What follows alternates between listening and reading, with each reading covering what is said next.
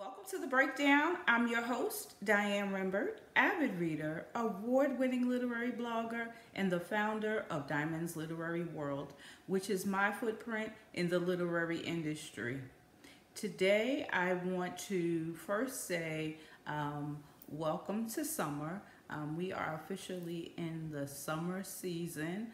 I am still in South Carolina, enjoying every minute, just the peace and tranquility of it all, if you will.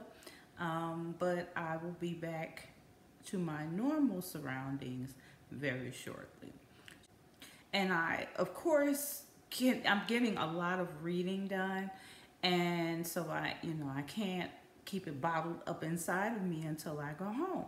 So here we are today talking about a book that has been on my TBR for quite some time, and it would be considered historical fiction. I told you guys that I wanted to read more in light of what's going on in our country. I wanted to read more historical fiction, give you guys more options of books that just talk about the history of our country and race relations in our country. So this particular book is Wench by Dolen Perkins-Valdez. I almost messed up her name. And it's very interesting. When I first picked the book up, I don't know if I knew what it was about. Maybe I did. Oh my God, I've got so many books in my library that I don't know if I knew what it was when I picked it up, but oh, am I happy that I did. Let's get into Wench.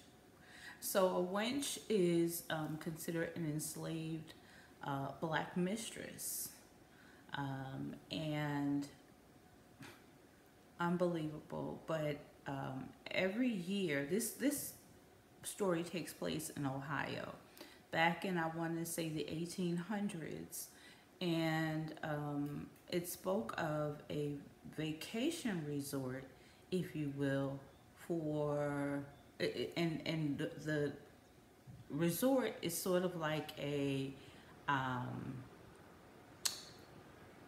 you would say like a cottage, not cottage, but like just like almost like a big plantation home, if you will, with several cottages. And here you find slave masters who come to fish and hunt and spend time with their friends, but they bring their black enslaved mistresses for their carnal pleasures. And this is about four particular women. There was Lizzie. I would consider Lizzie to be the main character. Sweet, Mawu, and what's the other young lady's name?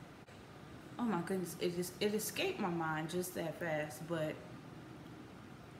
it tells you of how they became mistresses to their particular slave masters, and how, the stories that the men told their wives in order to bring these women with them.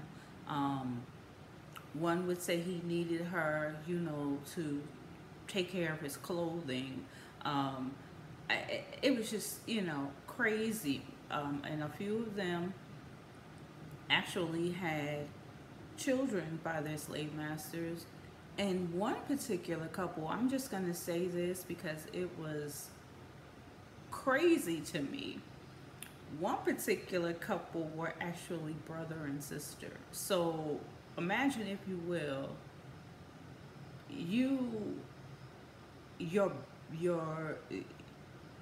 your slave master slept with your mother, conceived you. He conceived a son with his wife. He dies, and now the son has taken up with you, his sister. And these are just some of the stories that are entangled, if you will, in this particular book. What's interesting is there was a fire one particular day that started a domino effect because you had two slaves to disappear. Then you had a series of deaths. Like it was quite interesting. And then to find out that the vacation resort was in jeopardy of being sold. Now the interesting part about that is there were many abolitionists within, or they spoke with abolitionists in this particular book, and it just talked about the difference, you know, back home, the difference in the relations and how they were treated at home as opposed to how they were treated on this vacation resort.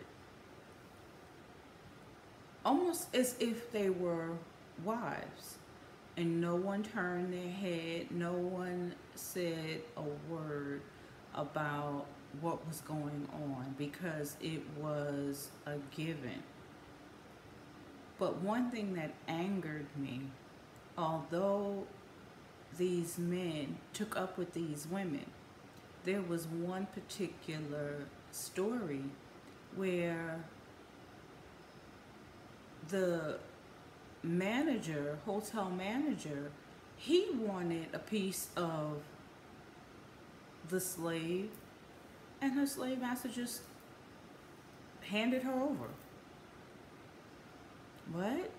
You know, it was the things that our ancestors have had to endure. Now, remind you, this is based on actual events. It may not be my story. It may not be your story. This is someone's story. This is how people lived back in the day.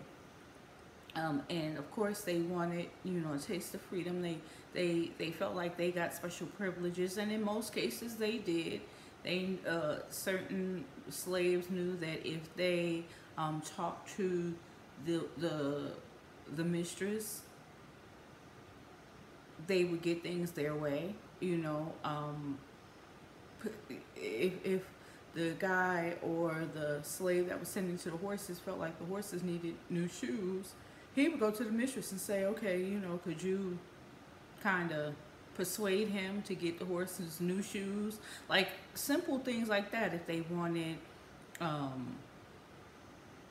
like extra time, you know, on Sundays. It was just, you know, a bartering system, if you will. So you're using your body as a bartering system. And some felt like this man actually loved them. And I think they misinterpreted lust for love. And in some cases, they had to be set straight. And it's a very, very, very interesting read, one that I will highly recommend. But I think the most interesting part is, remember I told you that this vacation spot was sold? Well, it changed hands 2 more times, and it actually became the site of the first HBCU. How interesting is that? How interesting is that? That in and of itself blew me away. And so I want you guys to go and pick up Wench, again by Dolen Perkins-Valdez. Go and pick up this book. Read it. Discuss it with those around you. Have a book club discussion. I didn't see any questions in the back of the book, but create your own. I love doing stuff like that.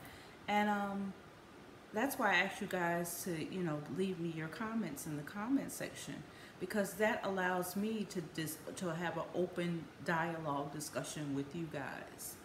So once again, thank you guys for taking the time to watch the video. Thank you for subscribing to the channel. Welcome to all new subscribers. If you have not done so, please feel free to take a moment to do that now. Like and share the video. We have to continue to spread the word about our rich, rich history. We have to continue to spread the word about how we have gotten to this place, because it's not just the death of George Floyd. It's years and years and years and years and years of struggle for us. So spread the word. Thank you again for all of your support. I appreciate each and every one of you.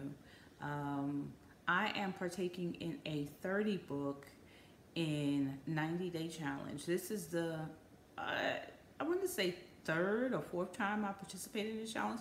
So this is book one of that challenge. Also, I was challenged by a reading group, ICU Reading, I want to say book club on Facebook, to pick something that has been on your TBR list for a while, and read it. And this was what I've selected. I'm so glad I did. I told you guys I want to get a little bit more into historical fiction, because we're more than just 28 days in the beginning of the year. And I hope you all know that. So with that being said, happy reading and be blessed.